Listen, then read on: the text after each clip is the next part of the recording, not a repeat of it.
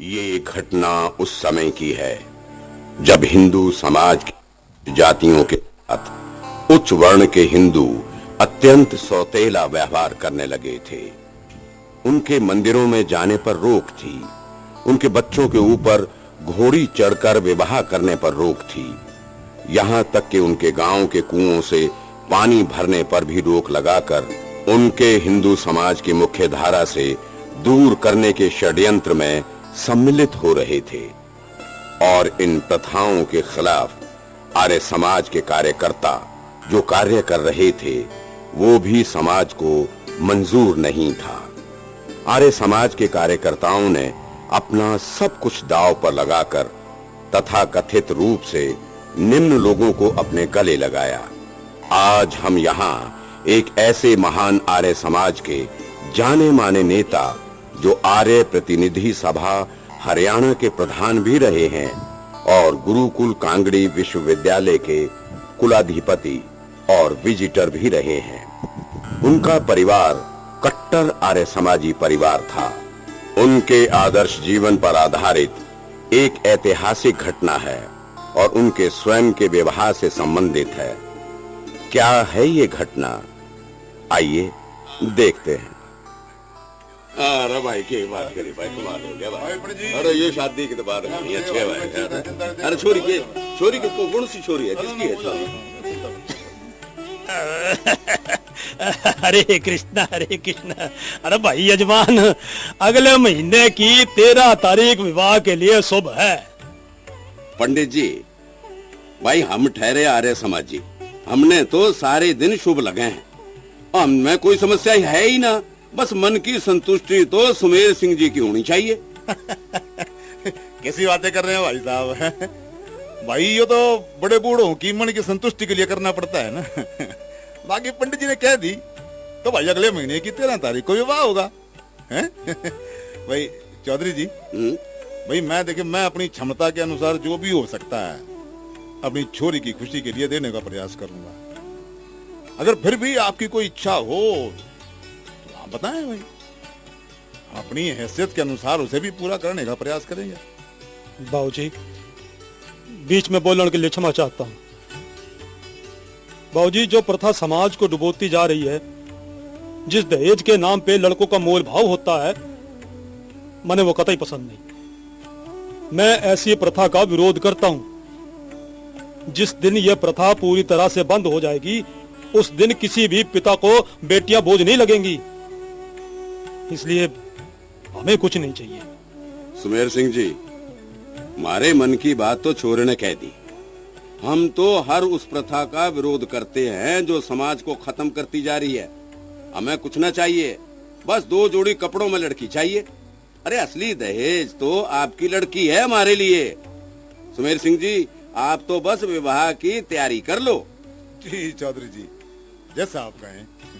अच्छा, राम राम चौधरी जी, अब जाने की अनुमति दीजिए। आर्य समाज की परंपरा यही थी कि दलितों को हर प्रकार की सहायता देना। उस समय आर्य समाजियों ने दलितों के लिए एक आंदोलन चलाया और उस आंदोलन का पुरजोर विरोध समाज ने किया था।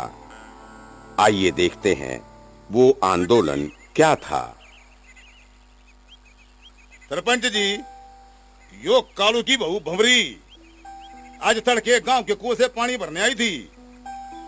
ये तो अच्छा हुआ हमारी औरतों ने इसे पानी भरने ना दिया, वरना अनर्थ हो जाता। सरपंच जी, गांव के कुएं पे पैर रख के एकदम अशुद्ध कर दिया इस दलित महिला ने कुएं को। सरपंच जी, इस अपराध का दंड तो इसे मिलना चाहिए, जिससे कि इन सब ने ये सबक मिले। इस तरह के अपराध की क्या सजा होती है? क्यों री कालू की बहू, तने ना पता था कि कुएं से तुम लोगों का पानी भरना मना है, हैं? फिर भी तेरी इतनी हिम्मत होगी कि तने गांव के कुएं से पानी भरने की कोशिश की। सरपंच जी, मने माफ कर दो, दोबारा ऐसी गलती ना करूंगी। अरे बावड़ी, ये गलती ना है, ये पाप हुआ है तेरे तय, घोर पाप। सरपंच जी, गांव के तालाब ने मवेशी के मरने की वजह से तालाब का सारा पानी जहरीला हो लिया। पिछले 2 दिनों तक हम में तक किसी के घर में पीने के लिए पानी ना है। कल रात हमारा बेटा बुखार से बुरी तरह तपरा था। वह पीने के लिए बार बार पानी मांगे था। मैं एक माँ हूँ, मुझते अपने बेटे की यह पीड़ा ना देखी गई। तालाब का जहरीला पानी मैं उसे पिला ना सकती थी और माँ ठहरी एक विधवा। मारे मर्द ना है जो 100 कोस दूर जाकर पानी ला सके। इस कारण ते अपने बेटे के पीने के लिए पानी मांगण कुएं पे गई। मैंने वहां औरतों से अपने बेटे के लिए पानी की भीख मांगी। अपने बेटे की तबीयत खराब होने की दुहाई भी दी। मैंने कुआं पे सभी औरतों से हाथ जोड़ जोड़ के कही कि आप सब भी तो एक माँ है। एक माँ की अपने बेटे के लिए तड़प को तो समझो। पर किसी ने भी मारी ना सुनी, पानी ना दिया मैंने। और सरपंच जी, मैं अपने बेटे के प्राणों के लिए पानी की भीख मांगने गई थी। पानी भरने ना गई थी कुएं पर, पानी की भीख मांगने गई थी। पानी की भीख मांगण। बेटे के मुंह में अपनी औकात भूल जाओगे तुम सब, हैं? अरे 1-2 दिन पानी ना पीता तो कौन सा मर जाता तेरा बेटा। यह कैसी बात कर रहे हो जी आप? अगर आपका खुद का बेटा होता तो क्या फिर भी आप ऐसी बात करते हैं? एक तो गलती करे फिर जुबान लड़ाए हैं। सरपंच जी, हमारे गांव के कुएं तय एक मुसलमान तो पानी भर सके है, पर हमारे या भाई पानी भर ना सके। या कौन सा न्याय हुआ भाई? क्या यह हमारे अपने नहीं है? और हमें तो इनको गले लगाना चाहिए और खुशी खुशी गांव के कुएं तक पानी भरने देना चाहिए। इसमें हमें कोई परेशानी नहीं होनी चाहिए। सरपंच जी भाई, मैं तो एक ही धर्म जानू हूँ, वह यह है कि मानवता का धर्म।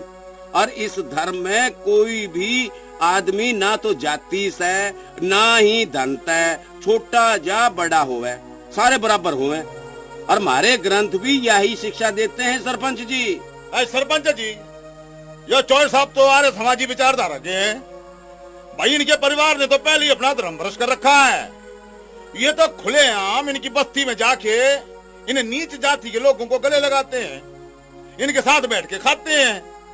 ये तो खुद अपनी मर्यादा भूल के अपना धर्म नष्ट कर रहे हैं। हमें इनकी रहना चाहिए। सरपंच जी, अब आप ही फैसला करो, आगे क्या करना है। चौधरी जी, जो परंपरा सदियों तक चली आ रही है, जिन परंपराओं का पालन हमारे पूर्वज करते आ रहे हैं, उसे हम भूल ना सकते। इस गांव के कुएं में तक या लोग पानी ना भर सके हैं। सरपंच जी, अगर यह गांव के कुएं तक पानी नहीं भर सके हैं तो गांव में अलग से इनके लिए कुआं खुदवा दिया जावे तो अच्छा रहेगा। वैसे भी गांव का तालाब भी गांव से कोसों दूर है। घंटों का सफर तय करके लोग पानी लेते हैं। और इनके लिए गांव में ही कुएं की व्यवस्था हो जाएगी तो इनका समय और मेहनत दोनों बचेंगी। सरपंच जी। भाई चौधरी जी, कैसी बातें कर रहे हैं आप? इब पैरों की जूती को सर पे रख लेंगे। सरपंच जी, ये लोग सदियों से गांव के तालाब का पानी पीते आए। गांव में इनके लिए कुआं खुदवा कर इन्हें अपनी बराबरी पर बैठाना चाहते हो के? सरपंच जी आप बोलो। और गांव का कोई भी आदमी इन नीच लोगों के कुएं खोदने के लिए अपनी जगह नहीं देगा। क्यों भाई लोगों? हाँ भाई, हाँ, हम ना देंगे भाई। ठीक है सरपंच जी, अगर गांव के लोग इन हमारे भाइयों के लिए पानी के हेतु कुएं खोदने ਲਈ जमीन ना दे सके तो कोई बात नहीं, मैं अपने खेत में इन सब भाइयों के लिए पीने के पानी हेतु कुआं खुदवाऊंगा और फिर तो कोई समस्या ना होनी चाहिए। सरपंच जी सबको, अरे भाइयों, थोड़े समय की और समस्या है, फिर तुम सारे मेरे खेत के कुएं से पानी भरोगे। एक बात और पंचायत के सामने कहना चाहता हूँ कि तुम सब मेरे भाई हो, कोई गैर ना हो। चौधरी, यह सब हमारी बिरादरी है।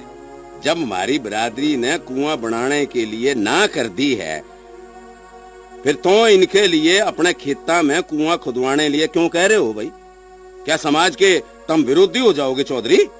सरपंच जी, जो समाज अपने भाइयों को भाई ना समझ के बराबरी का अधिकार ना देता हो, जो समाज खोखली उन रीतियों को मानता हो जो समाज को बांटती हैं, वो समाज मेरे लिए बेकार है।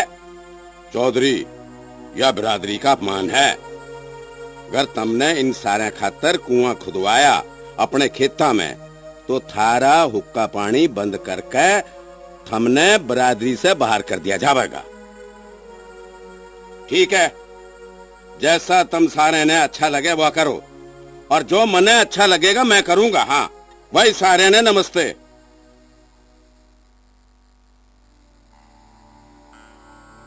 इस तरह की परिस्थिति के बाद आर्य समाज ने आंदोलन चलाया कि अपने अपने खेतों में दलितों के लिए कुएं खोदे जाएंगे। इसका सनातन हिंदू समाज ने विरोध किया, पर आर्य समाजी दृढ़ संकल्पी होते हैं। आर्य समाजियों ने संकल्प लेकर अपने खेतों में कुएं खुदवाने की शुरुआत की। जो लोग कुएं बनवाते थे, उनका समाज में जबरदस्त विरोध किया जाता था। उनका जाति से बहिष्कार किया जाता था। उनका आना जाना, उठना बैठना, खाना पीना सब बंद कर दिया जाता था। कहने को बात बहुत सरल लगती है, पर जिनको सहना पड़ता था गांव की पृष्ठभूमि में, वो इस पीड़ा को जानता था। ऐसे समय में प्रोफेसर शेर सिंह जी के पिता, जो कट्टर आर्य समाजी थे, उन्होंने भी दलितों के लिए कुआं बनाने की अपनी खेत में ठान ली। जब प्रोफेसर शेर सिंह जी का विवाह जिस परिवार में निश्चित हुआ था, उस परिवार की लड़की के माता पिता को जब पता लगा कि प्रोफेसर शेर सिंह के पिताजी दलितों के लिए अपने खेत में कुआं खुदवा रहे हैं, जिसमें दलित हरिजन उस कुएं से पानी निकालकर पिएंगे, तो लड़की के माता पिता ने अपना एक दूत प्रोफेसर शेर सिंह जी के यहाँ भेजा। अब आगे देखिए एक आर्य समाजी पिता पुत्र की बेमिसाल दास्तान। चौधरी जी नमस्ते। नमस्ते भाई दीप सिंह, बता कैसे आना हुआ? सुमेर सिंह जी ना आए? सुमेर सिंह जी तो ना आए, पर उन्होंने संदेशा भिजवाया है मेरे से आपके लिए। अरे तबीयत तो ठीक है उनकी, जो वहाँ खुद ना आया, बल्कि उसने अपना संदेशा भिजवाया। तबीयत तो ठीक है जी चौधरी जी, पर थोड़े से परेशान हो रहे हैं वो आजकल। अरे क्या बात होगी जो परेशान हो रहे हैं वे? जी बात परेशानी की ये है कि जो आप हरिजन दलितों के लिए अपने खेतों में जो कुआं खुदवा रहे हो, वो चाहते हैं कि आप वो कुआं ना खुदवाएं। हाँ, अगर दलितों के लिए आप कुआं बनवाओगे तो हमारा तुम्हारा रिश्ता नहीं बढ़ सकता, ये शादी नहीं हो सकती।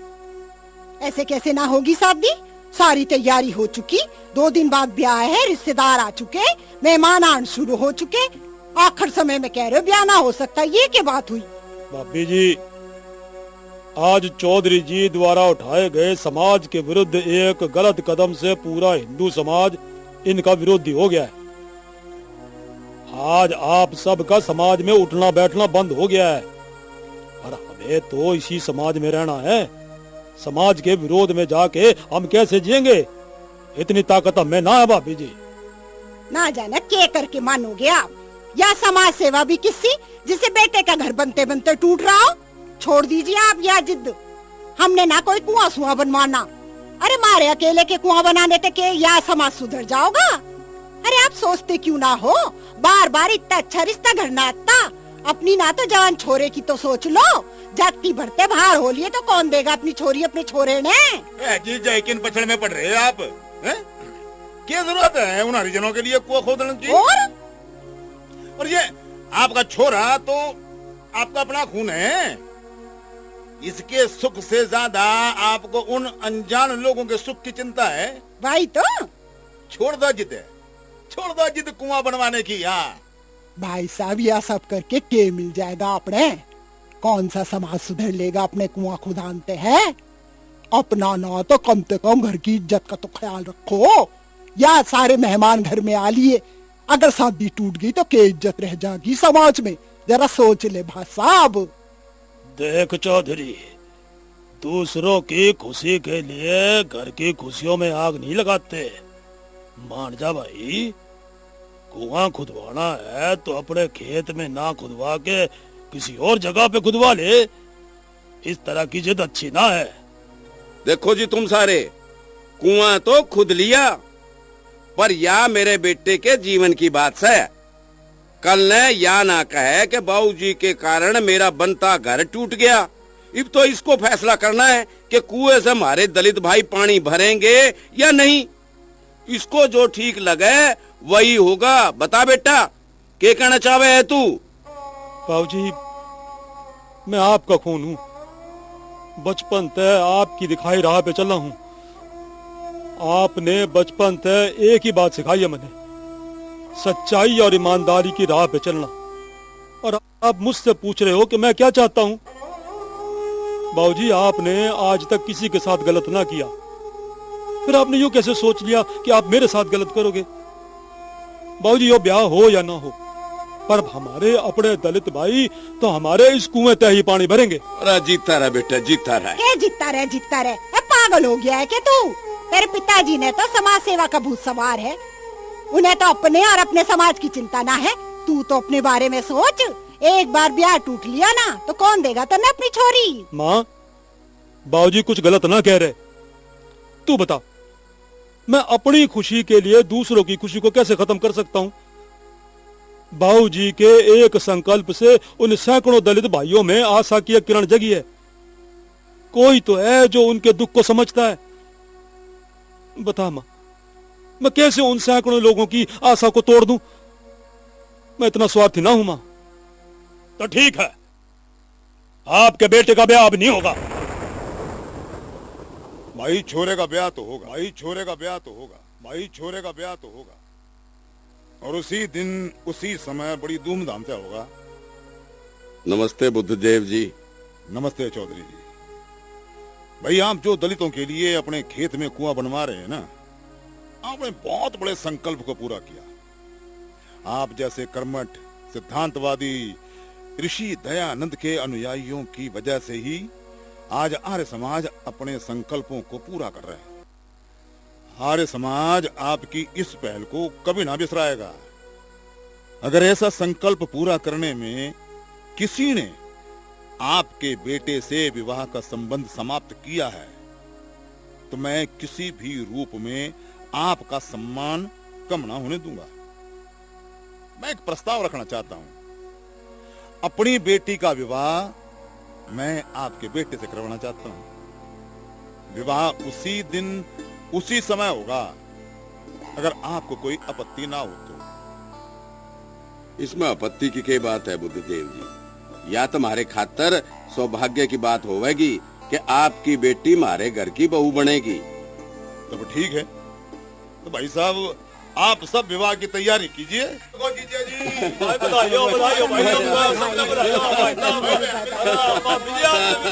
अरे भाण तो बड़ी खुश हो रही है। बधाई तो बात भाई, बधाई तो है भाई। हाँ। और इस प्रकार जहां आर्य परिवारों ने समाज के दलित जातियों के लोगों को गले लगाने के लिए समाज का बहिष्कार सहा, वहीं स्वामी बुद्धदेव विद्यालंकार जी जैसे महान आर्य समाजी द्वारा उन परिवारों को मजबूत रखने का काम किया गया। आज भी हम सबको हिंदू समाज को तोड़े जाने के षड्यंत्र के संबंध में जागरूक होना पड़ेगा और धर्म मित्र अभियान को आगे बढ़ाना पड़ेगा।